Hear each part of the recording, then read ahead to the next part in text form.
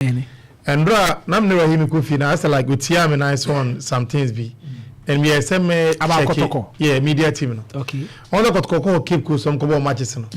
Now call their social handles.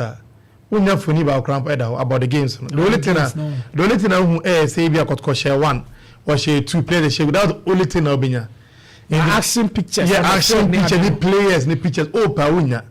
And I think say they can do better on some of those things because we are in the social media era, technological era, whereby each and every social media platform come with pace. Sure. And the more now upload the visuals, everyone know.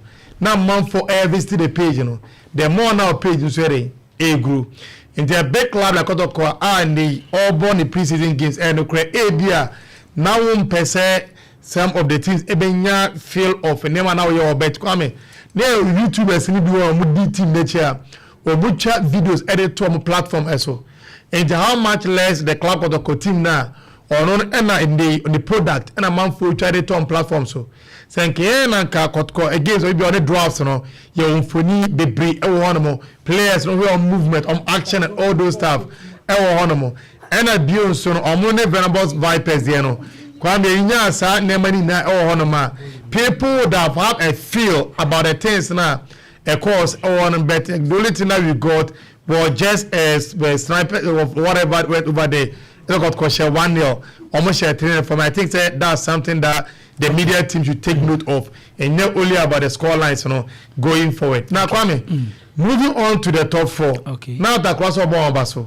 So Obama Baso. But me say open one of the institutions in this country recent times.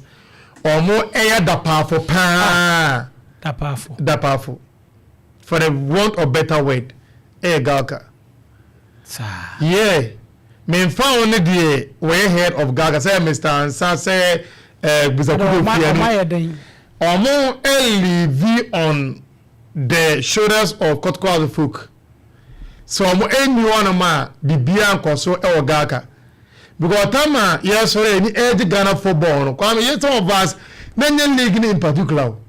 Now how vibrant the top 4 was. And to the Coca-Cola top 4.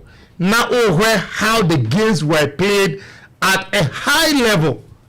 And now the calendar. With that time, now we say season every year.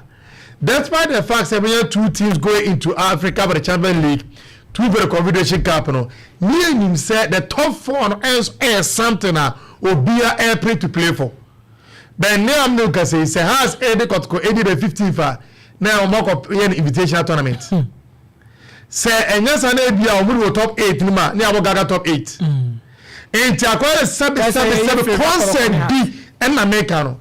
And I said, yeah, no, but I did the ones up and say a year. They also mania consistent. Aduma yeye the Vanessa Sports say in Caribbean and nani aba adeche obi ba so betie no oba na off yam aduma adeba channel oba na off ne phone dey be aduma. How will you get listeners from such a program unya and don't person at the month for any dia chira consistency and the more you are consistent with your output that's what brings results. And yes I would yes a card got to comfort any because the other ones are or more than large followers in this country in India and that tournament in Emma. So what about the other class? No, everyone do the top 4 by merit. Or more qualify to the top 4 no. And they omudi and HS are big giants in this country no. Oh your money. And it's open here and as a high could do on ma but top 4 no. None penny in front and the phenomenon column airborne. Because all you two say oh yeah and you don't never because that tournament that airborne top 4 that means a based on merit. And okay in Ghana also more top 6 or whatever. That's also more. And they say we're top 5 because of their coefficient in the UEFA ranking no. Top 5 qualified to play in the Champions League. Sure.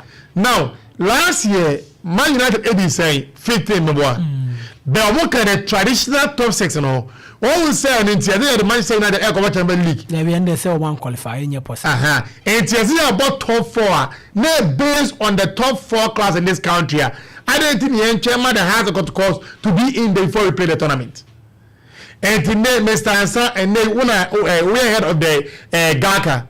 So what person 10 no ano ye some of us and you too much about on uduma wo ya be consistent enya na ma ku yo fiaru e be latter days me me bi me hu se wunim de wo because gaga yina no and a class na mo come for class enya we because and come there a friendly class na wo mai mu no come mo kuo ene ye o mo da no so kind of welfare of the class and a care do na man koso me dey o mo hwe.